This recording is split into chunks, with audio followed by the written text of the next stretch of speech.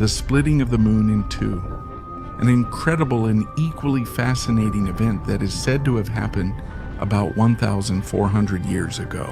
So, did something like this really happen? Do we have any scientific evidence that we can present for this?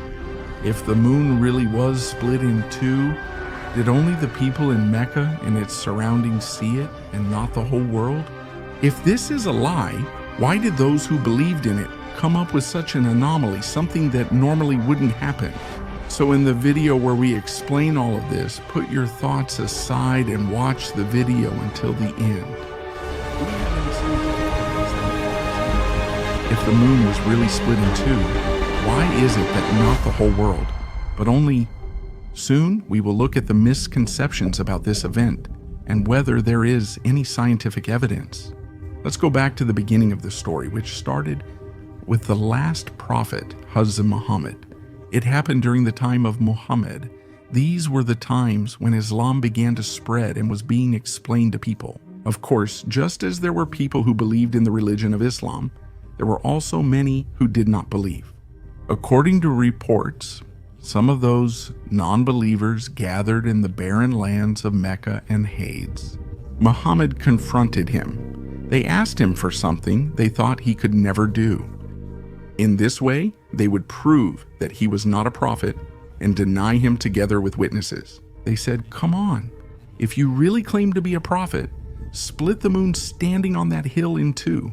Prophet Muhammad asked them, "If I do this, will you believe?" They mockingly said, "Yes, we will believe."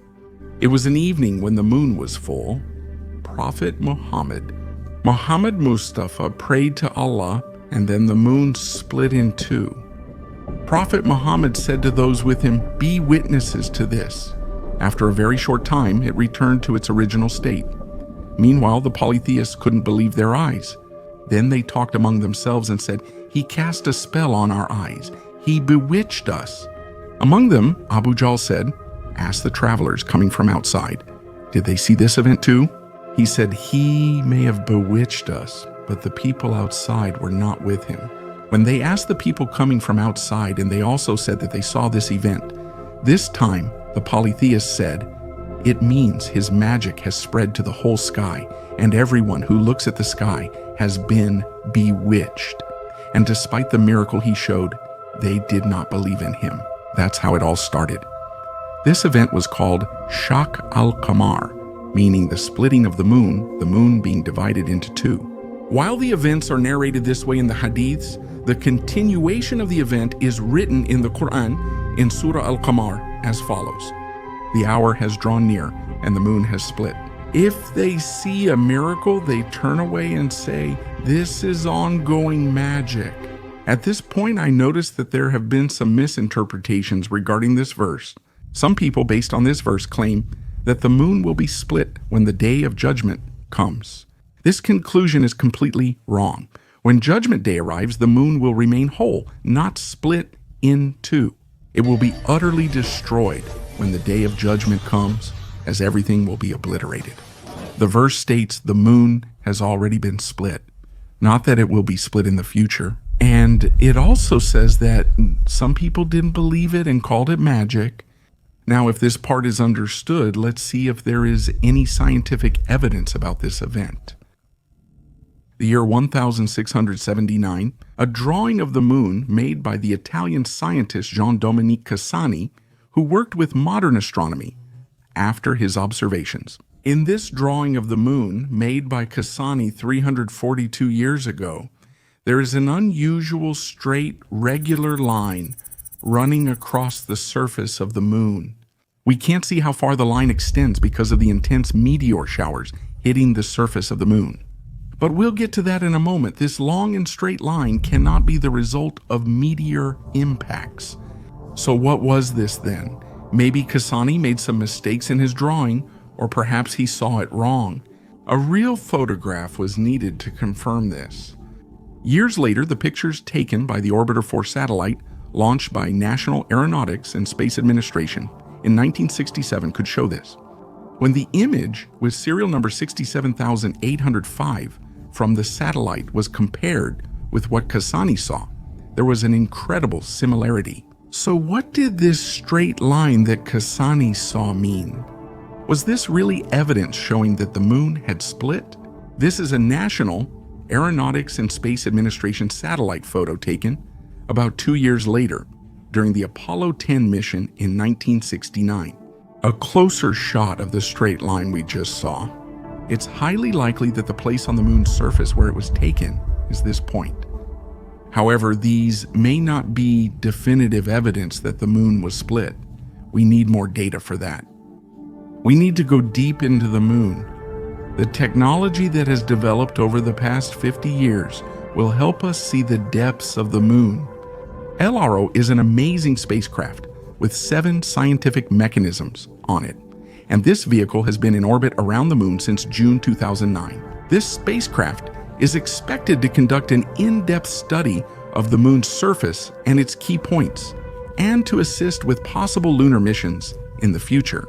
After 2 years, the results from the collected data were surprising. We know the moon is shrinking by looking at the lobate scarps in detail. They actually reflect the crustal materials of the moon being pushed together, breaking and being thrust over one another. That indicates that something has been causing the moon to actually contract or shrink. These faults may be less than 1 billion years old. In fact, they could be just a few 100 million years old, or even younger than that. There is evidence that at some point in its geological past, the moon shrank. These findings may be traces of the fragments that broke off when the moon split apart. In other words, the idea is that the moon lost some pieces due to the split, and when it came back together, it became a little smaller. These straight fissures on the moon, some of which are up to 240 kilometers long, are not the result of technological activity.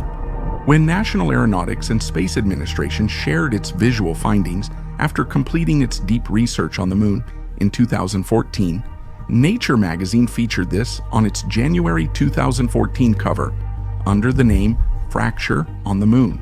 Now, you will hear the result of research conducted by geology professor Halil Murat Özler on this subject. The entire surface of the moon was thoroughly scanned with twin satellites in the mission called Gravity Recovery and Interior Laboratory, which National Aeronautics and Space Administration started in 2012. With the measurements we call gravimetry in geophysics, just like when people go to the doctor and have a scan that shows the details of their whole body with radiation, these gravimeter data have scanned the entire surface of the moon in detail down to a depth of almost 50 kilometers.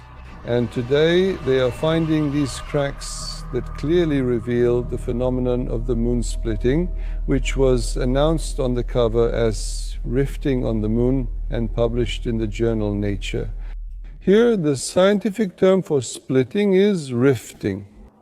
And on our Earth, there are over 100 rift valleys that have split. However, there is only one on the moon. So this is such a striking development, and it shows a structure that completely surrounds the moon, exactly in a way that describes the miracle of our prophet. At first, we mentioned that we couldn't see the traces showing the moon was completely split in the drawings of the Italian scientist Cassani. Here, after the research revealed by this geophysical technology, traces of this splitting have been clearly observed inside the moon. So if the moon really split, why can't we see writings or notes about this in many different parts of the world? Actually, this is one of the situations that many people are curious about and refuse to believe. Now let's look at the explanations that have been presented about this topic and are said to be logical. On the day the moon was split, that is, in the area where the event took place around Mecca, it was nighttime. While it was nighttime around Mecca, it was daytime in some parts of the world. So naturally, not everyone could witness the splitting of the moon. Besides, since this event happened in a very short period of time, only those who looked up at the moon during that brief moment witnessed it. I'm sure that most of you aren't walking outside looking up right now. So, the people who saw this had to be observing the moon at that exact moment. Another factor is the weather conditions. Of course, in some places the sky was cloudy, meaning the weather was overcast, so there would be people who couldn't see this event when it happened. Apart from all this, how many of the people who witnessed this event actually recorded and reported it? Or how many of them were able to tell about this event they witnessed and convince others of its authenticity? If someone came to you and said they saw the moon split, how many of you would believe it? That's something to consider as well. So when you consider all these circumstances, it's not so unreasonable that this event wasn't recorded in every region. However, there are also countries that witnessed this and recorded it. For example, it is said that there are documents in Southeast Asia mentioning that this event was recorded by the Maharaja of Malaba, Indonesia. Apart from this, there is an inscription on a statue in India that says, "Made in the year the moon was split." When we think logically, I don't know who or what would benefit from making up such an event. If we assume, based on the data we have today, that this miracle is a fabricated story, then it wouldn't be too difficult to make up hundreds of such stories. However, we can see in sources like the Hadith and the Quran that there are very few miracles that actually happened. However, there's another side to consider.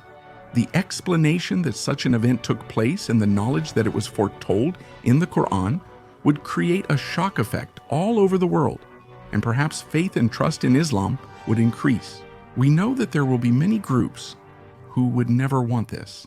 We tried to clarify this event with data obtained from many different sources. Whether you choose to believe its accuracy or not will be up to you. Of course, back then there were people who saw it with their own eyes but didn't believe it.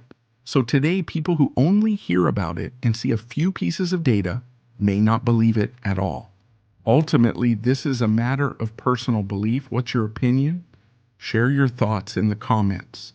I'm NYGMA. See you soon.